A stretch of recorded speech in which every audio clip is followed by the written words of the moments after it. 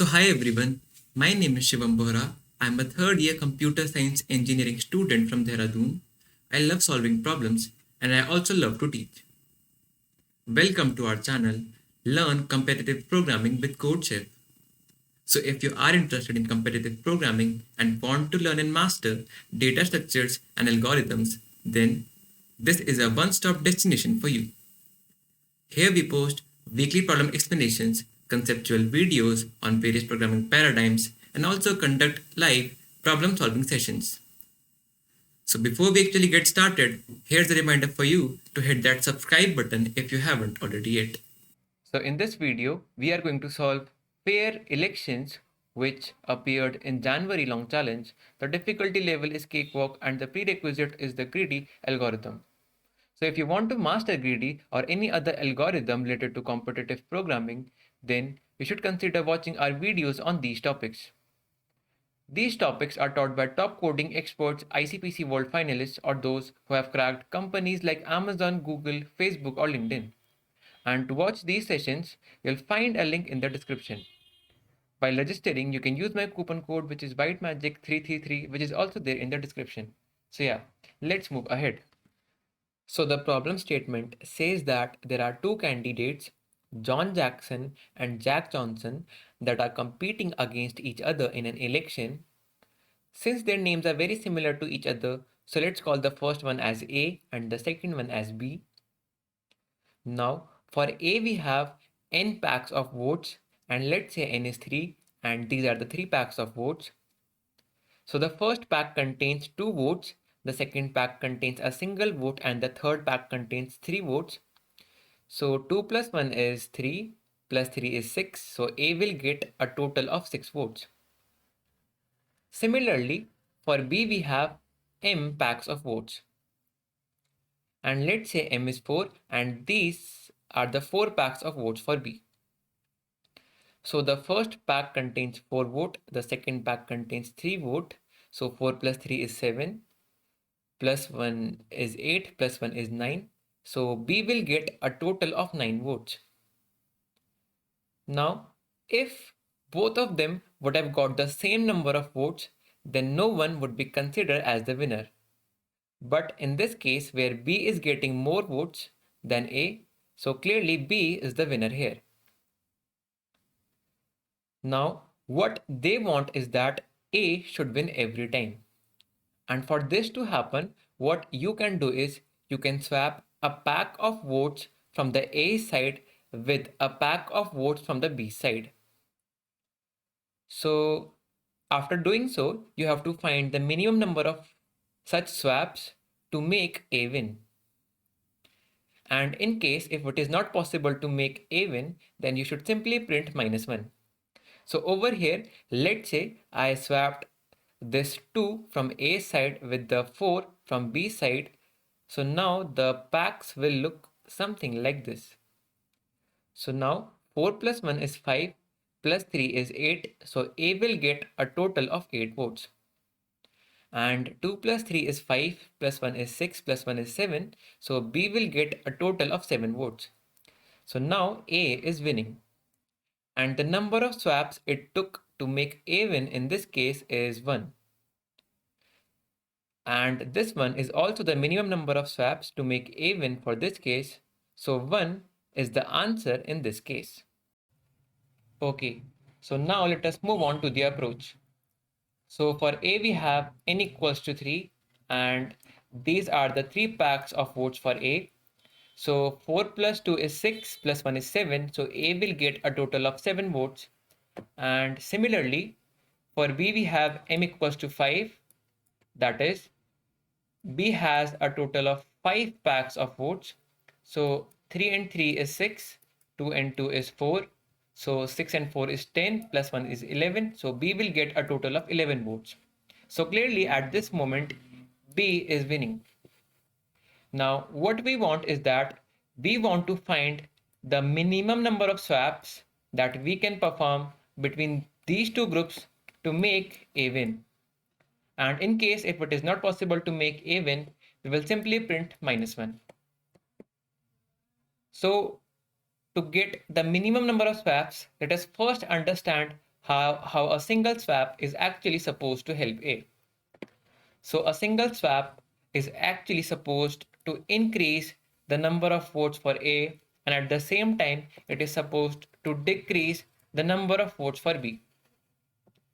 So to get the minimum number of swaps, what I'll do is in a single swap, I'll try to increase the number of votes for A as much as possible, and at the same time, I'll try to decrease the number of votes for B as much as possible. So to increase the number of votes of A as much as possible, I'll choose the largest element from B's side. And similarly, to decrease the votes of B as much as possible, I'll choose the smallest element from A's side. So I'll simply swap these two elements.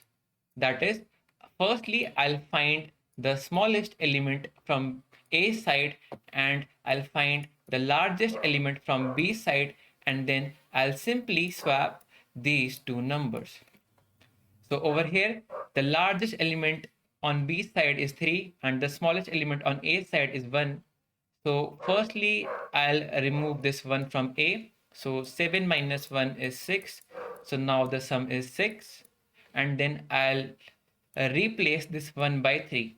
So I'll add 3 to the sum or the number of votes. So now A has a total of 9 votes.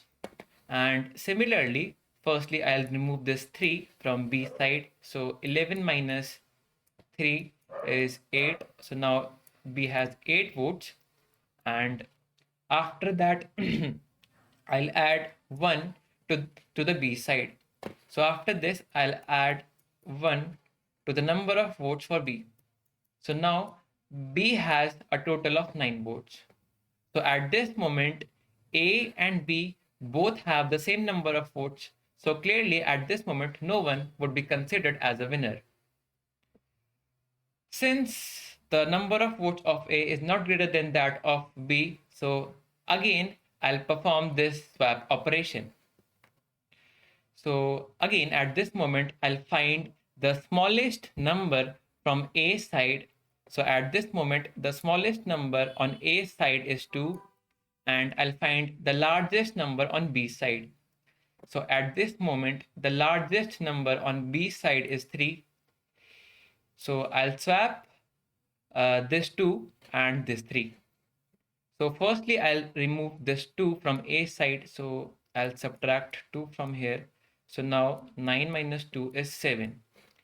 And then I'll add this 3 on A side. So 7 plus 3 is 10. So now A has a total of 10 votes. And similarly, firstly, I'll remove this 3 from B side. So 9 minus 3 is 6. And then I'll add this 2. So 6 plus 2 is equals to 8. So now B has a total of 8 votes and A has a total of 10 votes. So finally, A is winning. So the number of swaps it took to make A win for this case is 2. That is, this is the first swap and this is the second swap. First swap, second swap. So now we know that if A is winning at any point, then we have to stop. That is, if the votes of A is greater than the votes of B, or if the sum of this A array votes are nothing but the sum of this A array, that is votes of A is nothing but the sum of this A array, and votes of B is nothing but the sum of this B array. That is, if the sum of A array is greater than the sum of B array, then we have to stop. So this is one condition. Now let's see, in this case, n is 3, m is 5, and votes of A is 3, that is 1 plus 1 plus 1 is 3, and 4 plus 2 is 6, so votes of B is 6. So in this case, I'll find the smallest number in this A array and I'll replace it with the largest number on this B array. So the smallest number in this A array is 1 and the largest number in this B array is 2. So I'll replace this 1, or I'll swap 1 and 2. So I'll replace this 1 with 2, and over here I'll replace this 2 with 1. So when we removed this one, I'll subtract 1 from 3, so I'll get 2, and then I'll replace this one with 2, so I'll add 2, so 2 plus 2 is 4. So now A has a total of 4 votes, or the sum of this array is 4. And over here, firstly I'll remove this 2, so 6 minus 2 is 4, and then instead of 2 I'll get 1, so 4 plus 1 is 5. So now B will get a total of 5 votes. So clearly A is not winning in this case. So again we have to find the smallest number from this A array, and then I'll have to replace it with the largest number in this B array. So the smallest number in this A array is 1, and the largest number in this B array is also 1. So if I'll replace this 1 with 1, the number of votes for both the cases would still remain the same.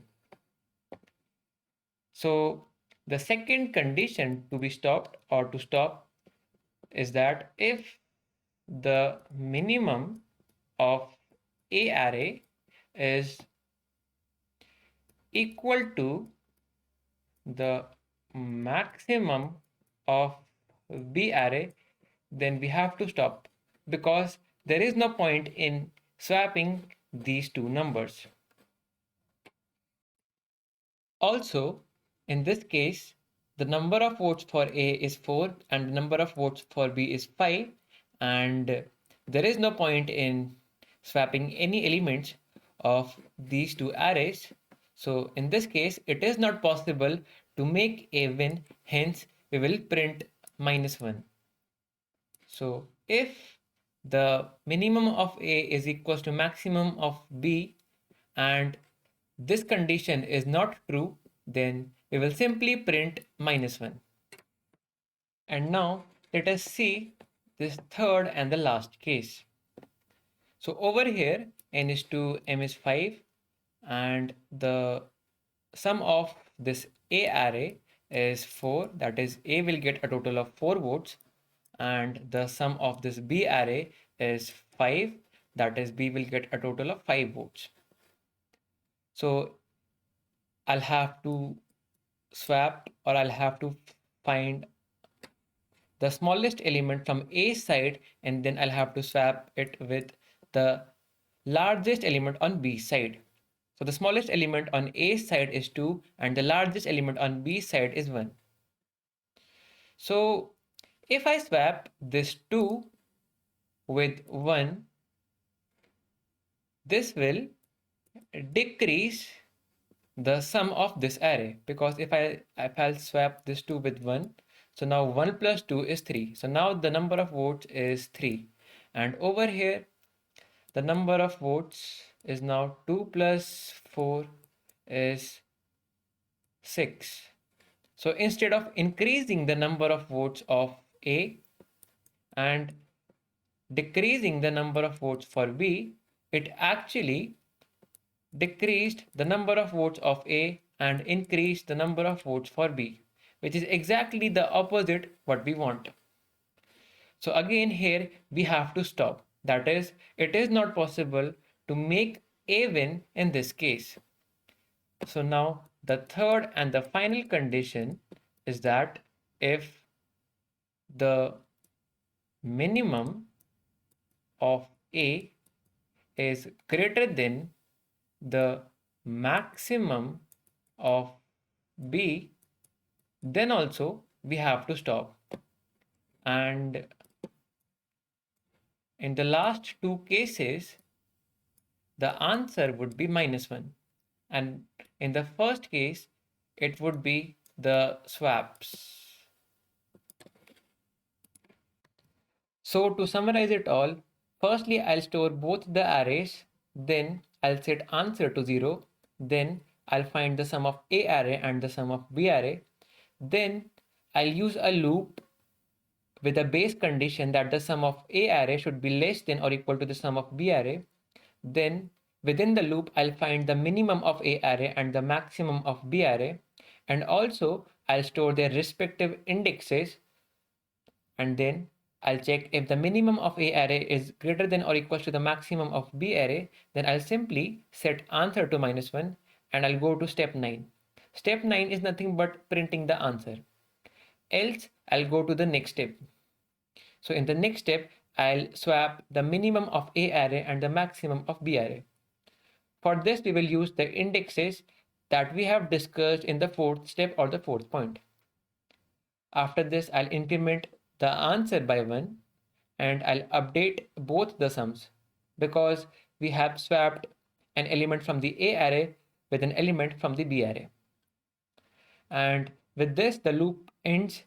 And then finally, after the loop, I'll simply print the answer.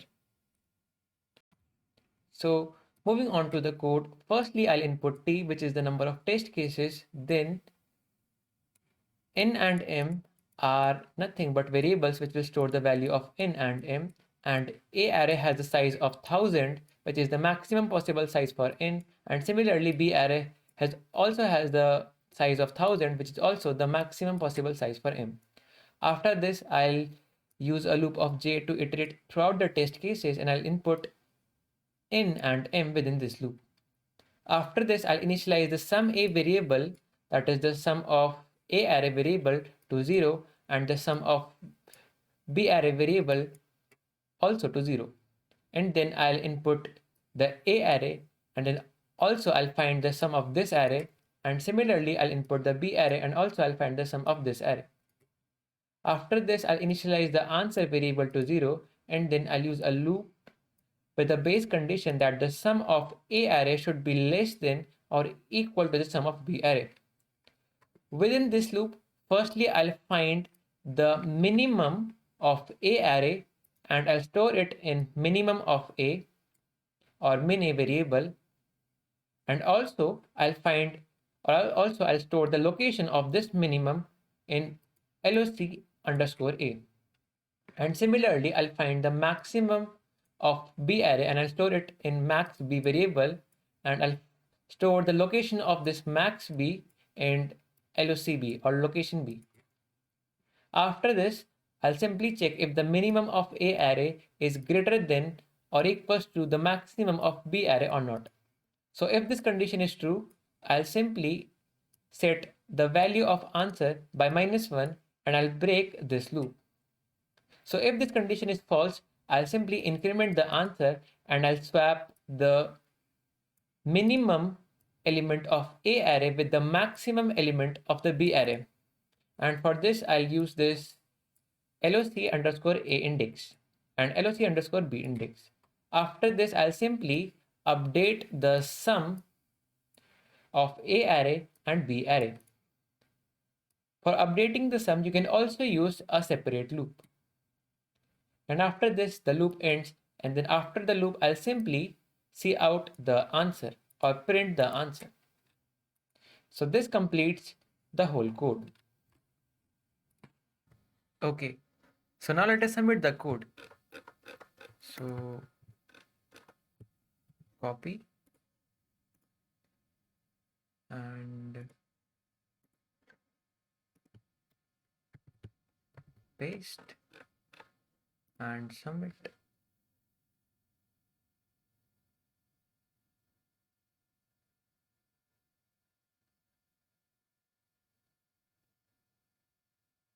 So we got the correct answer.